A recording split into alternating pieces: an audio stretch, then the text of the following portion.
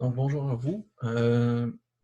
Donc, la première chronique que je vous donne ici, ça va vous permettre d'installer un peu AutoCAD pour être capable de travailler pour le reste de la session.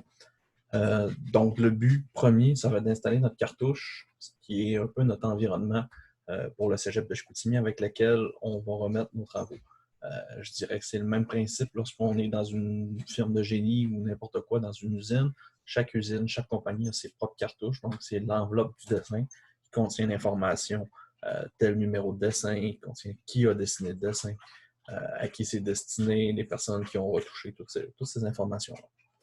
Donc, je vous ai envoyé sur Léa un fichier qui s'appelle cartouche Séchic. Donc, ce que vous allez faire, vous allez ouvrir ce fichier-là. Donc, la première chose qu'on va faire, dans votre cas, vous allez faire un Open File, si vous avez en anglais ou en français, donc ouvrir un fichier. Donc, on va faire Open File et on va aller le chercher. Donc, dans mon cas, ce fichier-là est caché ici dans mes documents. Cartouche Séchic. Donc, le voici. Donc, je vais l'ouvrir. Okay? Donc, ça va tout simplement vous ouvrir un modèle ici qui est absolument vide, ce qui est le but. On veut pouvoir dessiner pratiquement ce qu'on veut. La seule différence, c'est quand vous allez vous promener à l'intérieur des interfaces, vous allez avoir ici à Layout 2. Donc, vous allez avoir déjà votre dessin prêt à être exporté, prêt à être imprimé dans le fond. Donc, une fois que ce fichier-là va être ouvert, vous allez tout simplement aller sur l'onglet en haut à gauche qui vous permet de faire Save As. Et à l'intérieur de Save As ou Enregistrer sous, vous allez avoir normalement le deuxième, Drawing Template.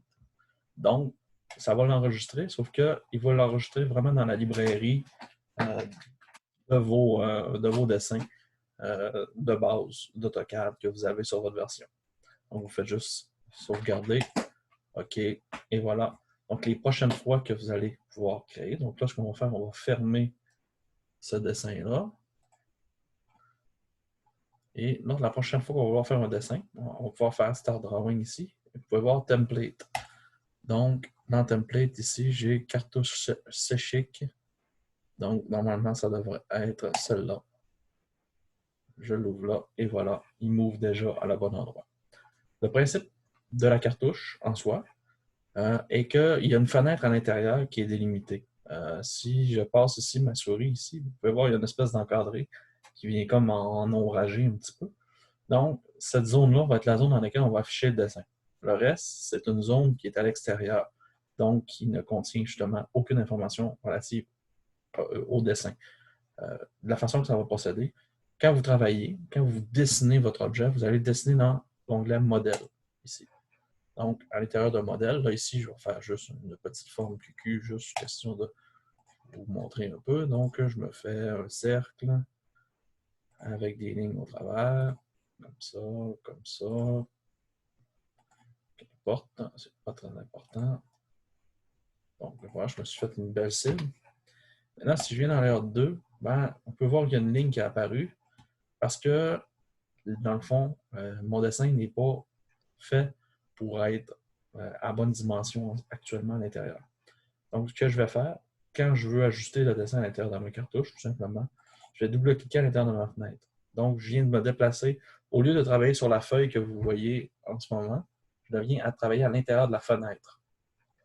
Et donc, à l'intérieur de la fenêtre, maintenant, je peux zoomer ou dézoomer, pouvoir venir placer mon objet que j'ai dessiné à l'intérieur de ma fenêtre à l'endroit qui me semble le plus approprié et aussi, euh, dans le fond, à la dimension qu'on veut l'avoir. Vous allez trouver dans le bas de votre dans, dans le bas du logiciel plusieurs accessoires qui vont vous donner une idée. Ici, ben, ce que ça nous dit comme information, c'est que ça nous donne l'échelle à laquelle notre dessin est par rapport à la réalité. Donc, dans ce cas-ci, on est peut-être à 1,3% de la dimension réelle. Donc, il y a des valeurs qui sont déjà faites, qui, dans le fond, si vous faites un dessin, je dirais en électricité, c'est assez rare qu'on va avoir besoin de toucher à ça, sauf quand on fait un dessin physique d'un panneau électrique. Sinon, ben, l'échelle n'est pas vraiment importante quand on fait un schéma de branchement, étant donné qu'il n'y a pas réellement d'échelle là-dessus. Okay? Donc, c'est juste le petit morceau que je voulais vous présenter rapidement. Une fois que votre dessin est terminé, Donc, quand vous allez double-cliquer à l'extérieur de la cartouche, à l'extérieur de la fenêtre, donc là, ça va verrouiller et je suis de retour à travailler sur ma feuille. Donc là, normalement, j'irai mettre les informations qui sont pertinentes pour moi. Donc là, j'irai par exemple placer mon texte ici, dans une petite fenêtre. Par exemple, j'aurais dire conçu par Louis. Et là, ben, si vous êtes chanceux, votre dessin est vraiment super bien ajusté en termes de taille, comme moi. Donc, ce qui fait que l'écriture est beaucoup plus grande que nécessaire. Et c'est pas grave, c'est un bon point de départ pour commencer à apprendre à travailler ça.